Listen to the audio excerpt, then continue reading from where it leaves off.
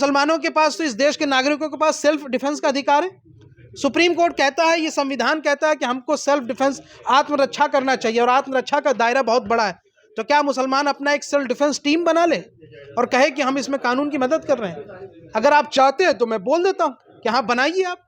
अगर आपको खतरा है जान का, अपने परिवार की हिफाजत करना कोई गुनाह है क्या? आप ही भड़का रहे हैं। मैं बिल्कुल नहीं भड़का रहा हूं, मैं कानून के दायरे में बात कर रहा हूं, मैं संविधान के दायरे में बात कर रहा हूं, मैं सुप्रीम कोर्ट के उस जजमेंट को कोट कर रहा हूं जब सुप्रीम कोर्ट ने कहा था कि अगर आपके परिवार पर खतरा है, अगर आपके परिवार के जान को खतरा है, तो आप आत्मरक्षा के दायरे के तहत उसकी हिफाजत कर सकते हैं। जमीन साहब, पहली बार थोड़ी हुआ है ऐसे, पहले भी हो चुका है मॉब लिंचिंग बहुत लोगों का, यही हाल है।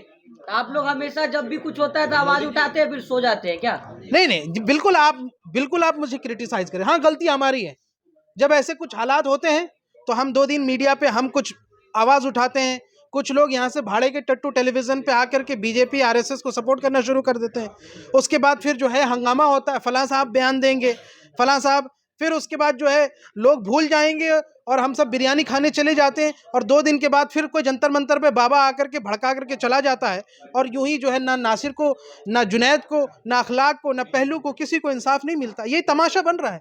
लेकिन इस वो कह रहे हैं मिलिशिया एक बने, हम चाहते नहीं, बिल्कुल नहीं चाहते हैं। हम ये चाहते हैं कि एक ऐसा सख्त कानून बने। मैं इस देश की हुकूमत से, प्रधानमंत्री से ये गुजारिश करता हूं, पूरे हमारे जो मेंबर ऑफ पार्लियामेंट है, कि इस पर विचार करें कि माइनॉरिटी एक्ट, एक ऐसा एक्ट बनाया जाए मॉब लिंचिंग के खिलाफ सेंट्रल तौर पर, जो हमारे देश के पार्लियामेंट से पारित हो, कि ये जो माइनॉरिटीज पर, इस देश के अक़लियतों पर आए दिन जो जुल्म हो रहा है, इस पर एक कड़ा प्रतिबंध लग सके। एक ऐसी सख्त कानून बने कि ये हथियारे छूट ना पाए, ये नॉन अवेलेबल हो जाए। लेकिन ऐसा कोई सख्त कानून नहीं है। मैं ये अपनी बैठक में कहते रहे मुसलमानों को आप शब्द ना कहो, उनके बारे में बुरा भला ना कहो। प्रधानमंत्री का कार्यकारी बैठक हो रही है, कह रहे हैं अपने मंत्रियों को डांट लगा रहे हैं। प्रधानमंत्री झूठे हैं, झूठ बोल रहे हैं। वो वर्ड्स, शब्दों से यहां से खेलने का कला आता है उनको, वो शब्दों से खेल रहे हैं। अगर शब्दों से काम चल जाता तो फिर यहां से समाज सुधर जाता, कानून से चलेगा, इंप्लीमेंटेशन से चलेगा। मैं तो कांग्रेस सरकार से भी पूछ रहा हूं, क्या कर रही थी आपकी गहलोत सरकार? राजस्थान में आप सोए थे जब वहां से अगवा करके ले गया 100 किलोमीटर दूर तक, तो आपकी पुलिस क्या कर रही थी? तो इसमें जवाब उनकी भी है, जवाबदेही उनकी भी है। कह रहे हैं कि गौ रक्षा कर रहे हैं, हम गौवंश, गौ रक्षा कर रहे हैं, गौ माता की रक्षा कर रहे हो, सेवा कर रहे हैं। कल को मुसलमान आ जाए और ये कहे कि यहाँ से कि हम भी किसी चीज़ की हिफाजत कर रहे हैं, मस्जिदों की हिफाजत कर रहे हैं और हम अपने धार्मिक स्थलों की हिफाजत कर रहे हैं, और वो यहाँ से कानून में हाथ में ले ले, तो वो अच्छा होगा? ये मुल्क के लिए अच्छा नहीं होगा। हिंदूवादी संगठन ट्विटर पे ट्रेंड चला रही कि अगर आप भी जिन लोगों को दोषी बनाया गया है उनके हक में अगर आप खड़े नहीं हुए तो फिर वो कोई नहीं सामने आएगा गौ रक्षा करने के लिए। वो नालायक है, वो बेशरम है, वो नरभक्षी हैं, बेहुदे हैं। ऐसे लोगों को सभ्य समाज में रहने की इजाजत नहीं होनी चाहिए।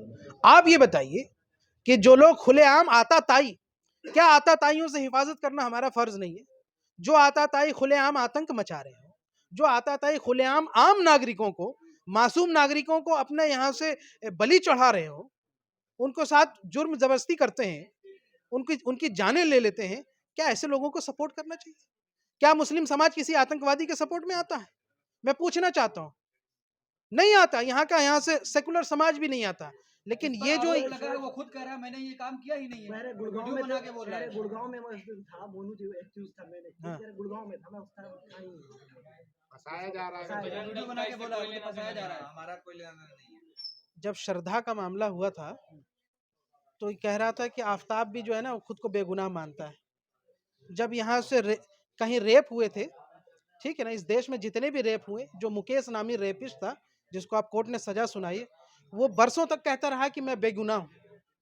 हर अपराधी अपने आप को बेगुनाह कहता है। लेकिन आप उसका यहाँ से इतिहास तो देखेंगे, आप ये तो देखेंगे कि ये किस तरीके से प्राइवेट आर्मी लेके घूम रहे। कौन, मैं पूछता हूं कि इनको हथियारों के लिए कौन पैसा दे रहा है? ऐसे ऐसे हथियार जो पुलिस के पास भी नहीं है, कहां से आ रहे हैं? ये उस वसूली के धंधे से आ रहे हैं। माफ कीजिएगा, गौ रक्षा वाले यहाँ से जो गौशालाएं चलाते हैं वो एक अलग चीज है, मैं उनका विरोध नहीं कर रहा हूँ, अपनी गौशालाएं चलाएं आपके आस, लेकिन ये गौ रक्षा के नाम पर ये जो तथाकथित आतंक फैला रहे हैं, इनको घोषित करना चाहिए कि ये टेररिस्ट हैं। ये एक टेररिस्ट आतंकवादी संस्थाएं हैं जो आतंक है उसके पास। आप कैसी बात कर रहे हैं? वो आपने देखा, मदद करता है पुलिस की, वो बता रहा है उस बात में। अच्छा वो बता रहा है ना, तो मैं ये कह रहा हूं कि ये पुलिस वाले भी तो बंदर बाट कर रहे हैं। मैं तो बता रहा हूं कि वसूली का पैसा, चंदे से उगाया हुआ पैसा, ट्रकों से उगाया हुआ पैसा, ये सब में बंदर बाट होता है। पुलिस भी मिली है, प्रशासन भी मिली है, लोकल जो है पॉलिटिशियंस भी मिले हैं, सब मिलकर के। फोटो आपका गृह मंत्री से मिला हुआ है, आदेश वहां से हो रहा है क्या? ऐसा ही है, सत्ता का संरक्षण जिन अपराधियों को होगा उन अपराधियों को समाज हीरो बना देता है। यही तो हमारा सवाल है कि अगर सत्ता का संरक्षण ऐसे अपराधियों, ऐसे आतंकियों, ऐसे यहाँ से क्रिमिनल लोगों को मिलता रहेगा तो फिर यहाँ से सुप्रीम कोर्ट क्या कर रहा है? फिर तो कलंक लग जाना चाहिए। सांसद भी कहती है कि अपने साथ हथियार रखो, चाकू रखो, सब्जी काटना नहीं है, रक्षा के लिए भी। अगर यही बात कोई मुस्लिम नेता बोल दे तो अभी जेल के अंदर हो जाएगा। अभी यही बात कोई यहाँ से हम जैसे लोग अगर बोल दें तो यूएपीए लगा देंगे।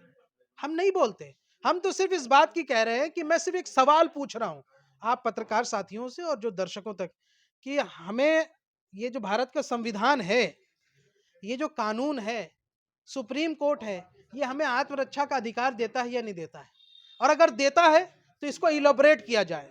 सुप्रीम कोर्ट इसको इलोबरेट करके बताए कि माइनॉरिटीज पे अगर जान का खतरा होगा तो वो अपनी आत्मरक्षा के लिए क्या कर सकते हैं। इससे लोग अनजान हैं और इस पर चर्चा होनी चाहिए। मैं कहता हूँ टेलीविजन पर चर्चा हो, पार्लियामेंट के अंदर चर्चा हो, आम चर्चाएं हों कि जब इतना बड़ा खतरा बन रहा हो तो आत्मरक्षा के लिए क्या क्या करना चाहिए। मैं इस पे ज्यादा नहीं जाना चाहता हूँ। सर ये मैं किसी को हरियाणा में, हिराज में ज्यादातर घट रही है, क्यों? राजस्थान हरियाणा, ये मैंने आपको बताया ये एक मोडस ऑपरेंडी है, ये एक कार्टेल है। ये राजस्थान हरियाणा के बॉर्डर में, ये जो पूरा बॉर्डर का एरिया, यहाँ पे एक नेक्सस है। इन नेक्सस में पुलिस वाले, पॉलिटिशियन और ये तथाकथित गौ रक्षा दल ये शामिल हैं। ये पैसे कमाते हैं, इनके आलिशान बंगले देखेंगे आप, गाड़ियाँ देखेंगे। आखिर उन जो सुरक्षा के लिए उन्होंने रख रखा है अपने लिए साथ, जो 16-15 लोग लेके घूमते हैं, सोशल मीडिया में आप लोग देख ही रहे हैं, कहाँ से आ रहा है वो पैसा, कौन दे रहा है वो? ये सवाल पूछा आप लोगों ने? सवाल ये भी उठता है कि जब जान का माल का खतरा है तो ऐसे काम छोड़ देना, मुसलमाने से काम छोड़ दे। तस्करी करना कौन कर रहा है? क्या इस पे यहाँ से जुनैद और नासिर पे यहाँ से तस्करी करने का कोई मुकदमे है ना? कहाँ कन्विक्शन है बताइए, कहाँ कन्विक्शन है बताइए आप? और अगर मान लीजिए कन्विक्टेड होंगे भी तो क्या आप इस बात को जस्टिफाई कर पाएंगे कि एक नागरिक जो कोई other than police, other than यहाँ से वो अथॉरिटी जिसके ऊपर कानून नाफिज करने की जिम्मेदारी नहीं है, क्या उसकी जान ली जा सकती है? ये दो लोग अपने ससुराल गए थे, अपने किसी काम से गए थे और आप उसका अपहरण हो जाता है, बजरंग दल के लोग उसको उठा के ले जाते हैं, पुलिस के पास मारते पीटते पुलिस के पास लेके जाते हैं। पुलिस कहती है कि यहाँ से, आप सुनिए उनके चाचा का बयान, कि पुलिस कहती है कि भाई तुम जिस हालत में लेके आए हो हमारे पास मत जाओ। फिर उसको वापस हरियाणा लेके जाते हैं और उसको यहाँ से कहीं पर जला दिया जाता है सबूत मिटाने के लिए। तो हालात जो ये बन रहे हैं ये बहुत मुश्किल हालात हैं। सवाल ये है कि मुसलमानों की जो मुस्लिम जो रहनुमा हैं हमारे, जो मुल्क के जो सियासी तकदीर लिखने का जो काम कर रहे हैं, जो मुसलमानों के सियासी तकदीर लिखने का दावा करते हैं, वो क्या कर रहे हैं? क्यों नहीं एक बड़ी डेलीगेशंस जो है प्राइम मिनिस्टर से सीधे मिलती है इस मुद्दे पर? क्यों नहीं एक पूरी ऑल इंडिया डेलीगेशंस तमाम मुसलमान